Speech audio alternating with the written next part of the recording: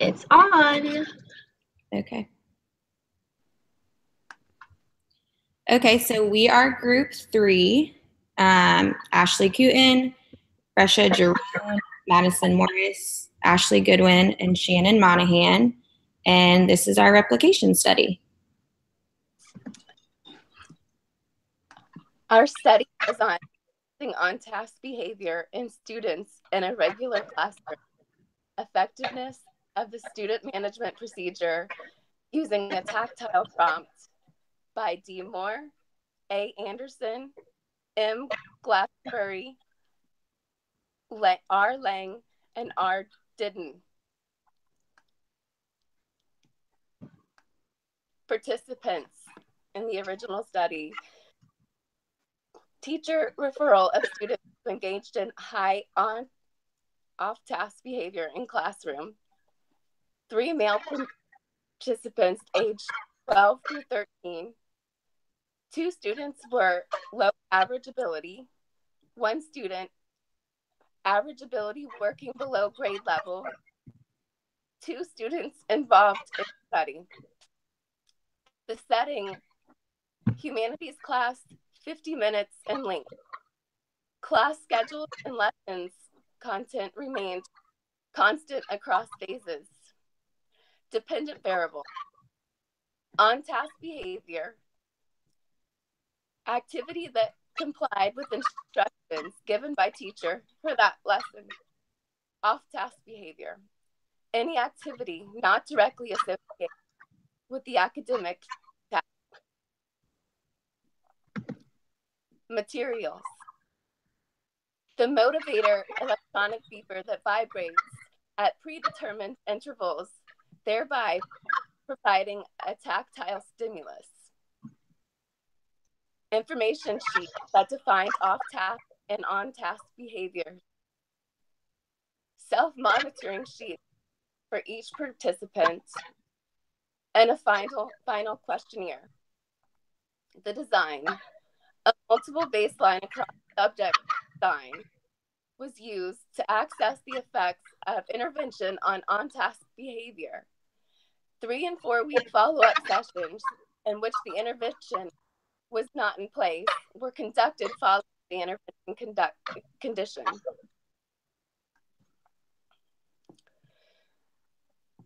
The baseline phase: self-monitor intervention was not in effect. Teachers continued normal classroom procedures for helping students stay on task. There were no consequences for on-task or off-task behavior. Teachers sometimes called on students' attention when they were off task and delivered occasional praise for on-task behaviors. On the first day of the intervention, the participants were taught what on-task behavior was, how to use the motivator, complete the self-monitoring data sheet, tally data, and record data on a graph. The self-monitoring pack included the motivator and the self-monitoring data sheet. At the beginning of every lesson, the teacher handed the self-monitoring pack to the participant. The participants began the motivator to provide a tactile stimulus every 3 minutes for a 30-minute period. At the moment the motivator provided a signal, the participant would record a cross whether they were on task or off task. A tick was recorded if the participant was on task, and a cross was recorded if the participant was off task. At the beginning of the 30-minute session, the participant tallied the number of ticks and recorded data on the cumulative bar graph. The participants then returned the self-monitoring pack to the teacher. The teachers were instructed to respond to both on-task and off-task behavior. For example, they paid attention to the participants' off-task behavior and provided praise for on-task behavior. For the IOA, observers used momentary time sampling to observe the students' on-task behavior. At some points, there were 2 observers to conduct reliability checks between the IOA. The formula used was dividing the number of agreements by the total number of agreements and disagreements multiplied by 100. And For the full study, the mean IOA was 94%. As far as treatment fidelity, for this study, there was no treatment fidelity stated in the article. For the original study results, there was an upward trend in the data. In the baseline stage, the group average was at 39.3% with a range of 34.5 to 48.7%. And then there was a huge jump in the data during the intervention, with the average going up to 78.3%, and the range being 68.5 to 88.6%. And then the average for the follow-up, which was 3 and 4 weeks after the intervention was concluded, had an average of 83%, which I think it's worthy to note that the follow-up had a higher average than the intervention, which showed maintenance from the intervention.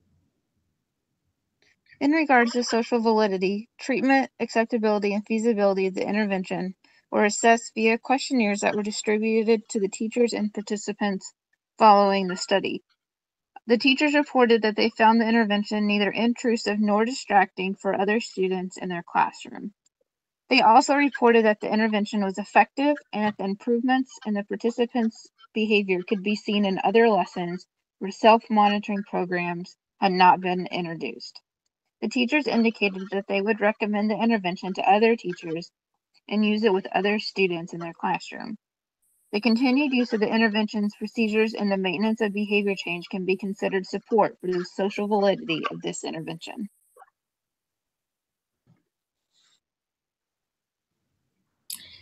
In conclusion, the authors of the original study said that the Motivator app plus the self-management served as a promising intervention for the population. It was easy to implement for students and teachers. The observers were the authors of the study and not the teachers, so there was minimal time-consuming or effort on the teacher's part. And they also stated that future research may be needed on the reinforcement aspect of the study. They thought that seeing an upward trend on the graph may have been reinforcing in itself for the students.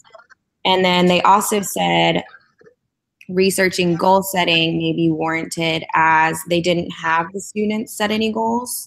And they thought that may be a good component in the future for other research.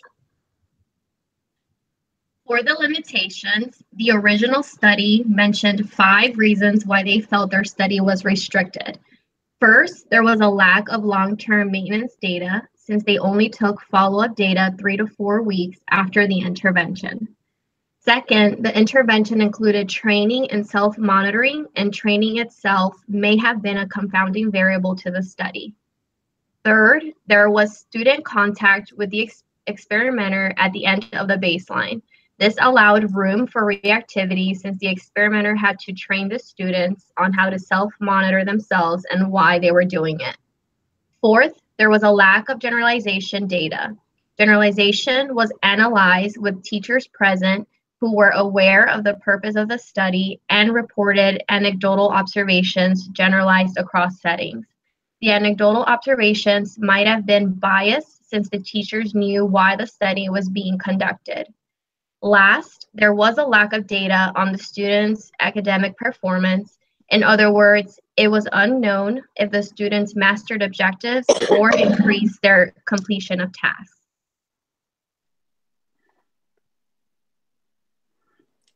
Supporting literature. The behavior that our group chose to target for increase was on-task behavior while studying.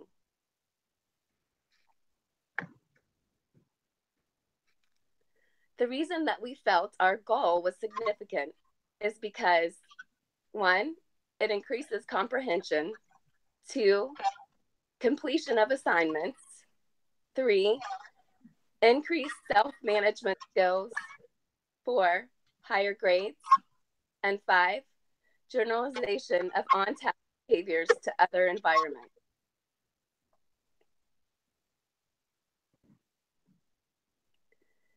Some causes that contribute to off-task behavior include distractions, disinterest in study content, technology such as cell phones to access, which leads to social media, anxiety like being worried about a test, environmental factors such as being cold or in a loud environment, self-efficacy, which can affect your motivation, and setting events such as lack of sleep.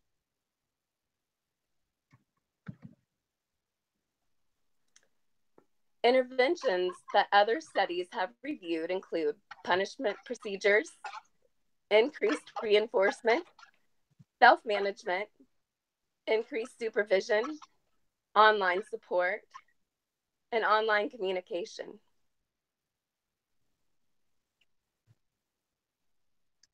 So like Shannon said, our group chose to replicate this study in regards to on-task behavior. The purpose of our study was to examine the effectiveness of self-management strategy aimed at increasing on-task setting behavior with graduate school students. The second purpose of our study was to evaluate if the results from the original study are generalized to our group's replication project.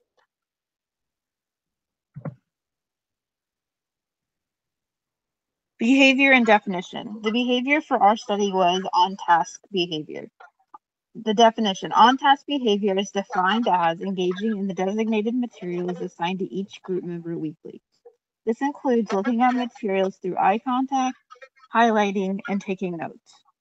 Off-task behavior was defined as looking away from materials or engaging in any other behavior that is not assigned by the teacher. Our group determined that off-task behavior also did not include going to the restroom or pausing to take data necessary to complete our study. Participants and settings. Participants in this study were in the Eastern Time Zone group. There were 5 female participants aged 20 to 30. All the students were in the Applied Behavioral Analysis program at Ball State University. The setting in which our study took place was each group member's home or their chosen environment. We looked at the dependent variable, which was on-task behavior. Materials needed in our study included a timer with a vibration setting, the data collection sheet, a pen or a pencil, and study materials, which can include computer, textbook, PowerPoint, or supplemental articles for the necessary assignments. For data collection, we use momentary time sampling as our interval recording method. Each of the participants had a full understanding on how to use the vibration timer, self-recording device, and self-recording data sheet for on-task and off-task behavior. The participants wrote a tick for yes or a cross for no to specify if they were on or off task at the exact moment the timer vibrated. At the end of each session, the participants tallied the number of ticks and recorded this on a line graph. The design used for our study was a multiple baseline design across participants, was used to determine the effect of the intervention on on-task behaviors. 3 and 4 week follow-up sessions were conducted when the intervention phase, where the intervention phase was not in place. For our replication project, the baseline did not include the intervention. We kept using the strategies and procedures that we would typically use to stay on task while studying. First, we recorded ourselves studying in the study area of choice for a 30-minute period. Prior to this, each member was given a designated observer from the group, and this observer received the video after recording and collected baseline data based on the video. The observer took data every 3 minutes using the baseline collection sheet that is shown to the right and marked a tick for on-task behavior and a cross for off-task behavior. For the intervention phase, each of the 5 participants individually selected a timer device with a vibrate feature. Some participants chose to use their Apple Watch or the timer on their cell phone. Additionally, a video recording device was selected, such as a phone or laptop. The participants were instructed on how to use the recording sheet for on-task and off-task behavior. At the beginning of every study session, the participant positioned the video recording sheet in an easy-to-access area to ensure ease of tracking data. Additionally, the participant set their timer device to 3 minutes and positioned a video recording device. The participants began the 3-minute timer and video recording device and engaged in various assignments scheduled to be completed that week. The timer device was set to provide a tactile signal every 3 minutes. The participants would record with a click or a cross whether they were on task or off task at the exact moment the vibrating timer device vibrated. A tick was recorded if the participant was on task, and a cross was recorded if the participant was on task. At the end of the 30-minute study session, the participant tallied the number of ticks and recorded this percentage on a line graph. The participant then presented their video recording to the designated observer to gather inter-observer agreement data. If a group member met the goal of being on task for 80% of the 30-minute study period, the group member rewarded themselves with a 10-minute break from studying. During this time, the participants engaged in preferred activities of their choice, such as looking at their phone, watching television, or talking to a peer. A preference assessment was prepared if a participant did not meet the 80% criteria. However, given the present replication study, it was not warranted.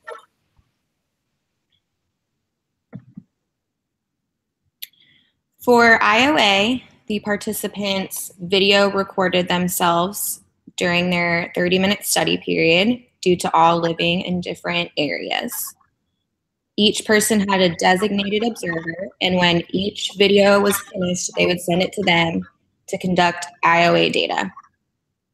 The observer, as well as the participant, used the same data recording sheet for ease of conducting IOA.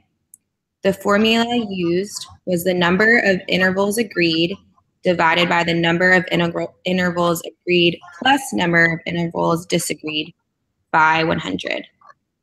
Each participant had 100% IOA. Due to momentary time sampling, we think that it helped the observer to differentiate on and off-task behavior. The treatment fidelity in our project, including each student filling out a session treatment fidelity checklist, which is on the right, each time they engage in their 30-minute study period. The checklist included each step necessary to complete the intervention accurately and effectively. Besides each step, a check was marked indicating that step was completed. If a step was not completed, the student marked an X. At the end of the intervention, each student's checklist was reviewed and all checks were added up. The total treatment fidelity percentage was calculated by dividing the total number of checks possible by the sum of the group's checks. Treatment fidelity for our replication project was 100% for the whole group.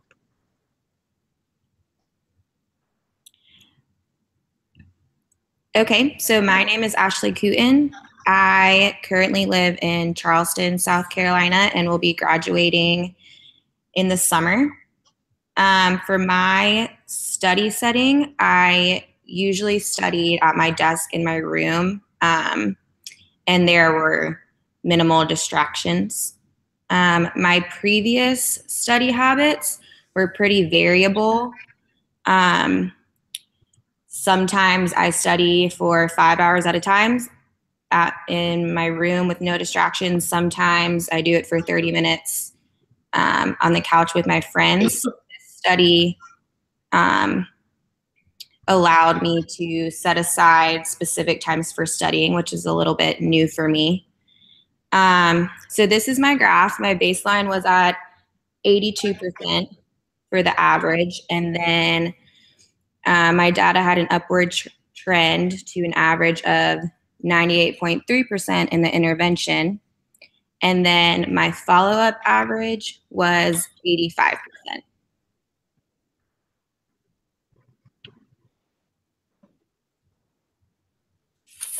I'm Madison Morris. I live in Greenwood, Indiana, and this is my second semester at Ball State University. Before implementing the intervention, I traditionally set a specific amount of time in which I studied for. So I'd study for an hour or two, and then I'd take a break. But I noticed that I would get easily distracted by my phone or other things going on in my house, like I'm needing to finish the laundry, for example. I traditionally study in our office at my desk, and I thought it had very limited distractions, but the intervention proved me wrong. So during the baseline phase, the average on-task behavior for 30 minutes was 92%, ranging from 80 to 100%, displayed a stable trend. During the intervention, the on-task behavior was consistently 100% throughout every session, with an 8% increase of on-task behavior. Following up the intervention, the on-task behavior remained consistent with the intervention data at 100%. With the 8% increase from baseline to the intervention, a functional relation did occur. After I reached 100% on-task behavior during the intervention, I reinforced myself with a 10-minute break after each session.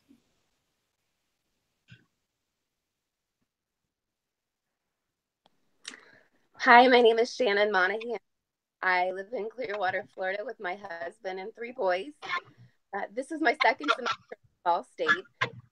I've been at BCA for 6 years, and I absolutely love the field. My study habits were filled with good intention, yet I constantly find myself distracted, whether it's making sure that my boys have the same amount of animal crackers so that they won't fight, or something as simple as hearing a ding prompting me to check my data show the baseline was 83%, intervention phase 92%, follow-up data was 95%, and there was a 9% increase of on-task behavior during the intervention. While the increase in on-task behavior can be correlated with the intervention, I feel as though my children not being at home during sessions 8 through 12 were variable in the increase as well. I would be interested in collecting data on the specific off-task behavior I was engaged in and data across different settings. Follow-up data remained consistent with the intervention.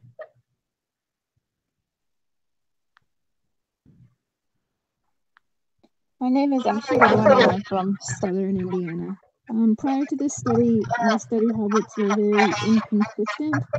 I often had multiple distractions from my cell phone or work, my boyfriend's children, my dog, my neighborhood. So implementing this study was a challenge for me. At the beginning, as you can see, my baseline phase was 68% of being on task behavior. Once the intervention began, I became more aware of my study habits and my surroundings, which showed an increase to 94% in on task behavior. And then in the follow-up, my behavior went to 100%. For different reinforcements, I would reward myself with watching TV, using my phone, or just resting on the couch. Going forward, I have become more aware of my study habits, and I've realized the importance of remaining on task in order to understand the material fully. My name is Fresha, and I currently live in Jacksonville, Florida, and this is my 3rd semester at Ball State. So this is my graph, and my original study habits consisted of studying in the dining room, but getting distracted by social media, notifications, text messages, and just finding little excuses to get up from the table. For my baseline, as you can see, I had a decreasing trend in the first 3 data points, And then it was slightly variable with an average of 76% and a range of 60 to 100. Once I implemented momentary time sampling, I had stable data with an average of 100% and a range of 100. Then for follow-up, 3 to 4 weeks later, I implemented the intervention again to follow up, and my data remained stable with the intervention phase with an average of 100% and a range of 100%. Overall, I do believe there was a functional relation since my on-task behavior did increase by 24% from baseline data. For reinforcement, I would reward myself with a study break that consisted of using my phone for entertainment purposes, eating my favorite snack, or just hanging out with my fiance. So these are our group results. We used a multiple baseline across participants graph. So the group's average baseline started at 80.1% with a range of 60 to 100%. The group's percent increase from baseline to intervention average was 16.76%, bumping our average up to 96.92% with a range of 80 to 100%. And then the follow-up data showed that the participants did maintain their self-management behavior with an average of 95.6% in the follow-up and a range from 70 to 100%.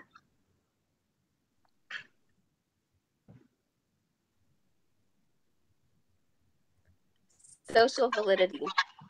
The results of our group replication project suggest that targeting on-task behavior as a target for behavior increase was easy to generalize across all participants due to the convenience of implementation in all environments, availability of timer, and the desire to implement on-task behavior while studying. The purpose of our goal was socially relevant for all participants. The study among participants yielded variable outcomes, which suggested that the use of the timers as an intervention would not be maintained after the completion of the study. Environmental factors, as well as our group of participants, and compared to the original study, influenced the effectiveness of the intervention.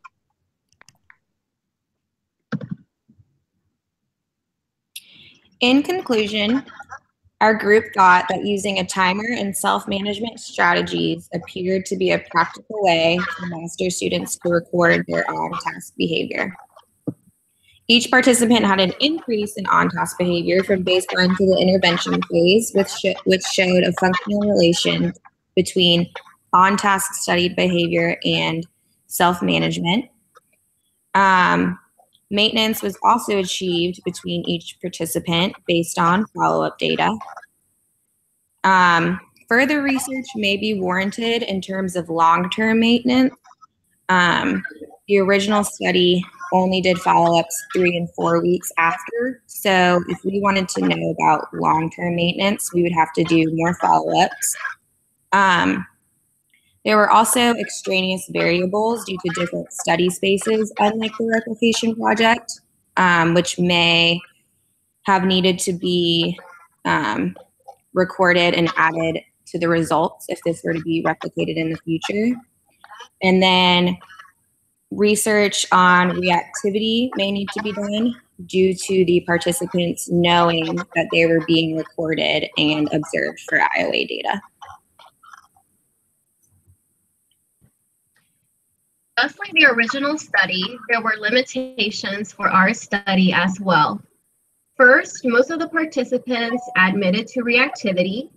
For baseline, the students had to set up their laptops and record themselves studying instead of being observed by an observer without their knowledge, which was how the original study conducted it.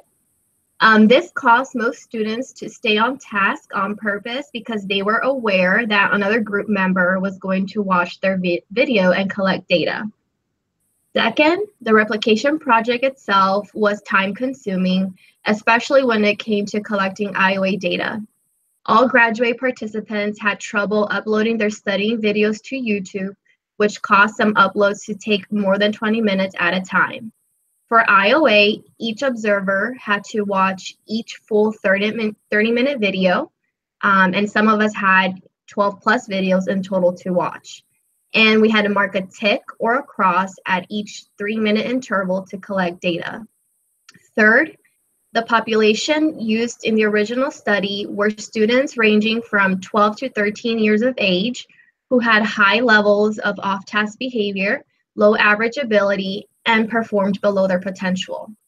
On the other hand, the participants in this replication project were graduate students ranging from 20s to 30s who performed average or above their potential and had low levels of off-task behavior.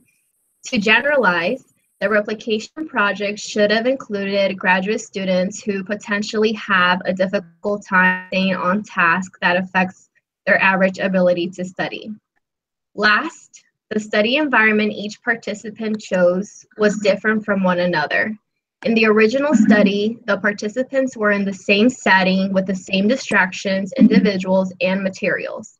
However, during the replication project, each graduate student chose different parts of their home to study in, had different distractions, such as family members, pets, significant others, and had different study materials depending on what class they were studying for. This was unavoidable due to participants living in different states and being enrolled in different classes.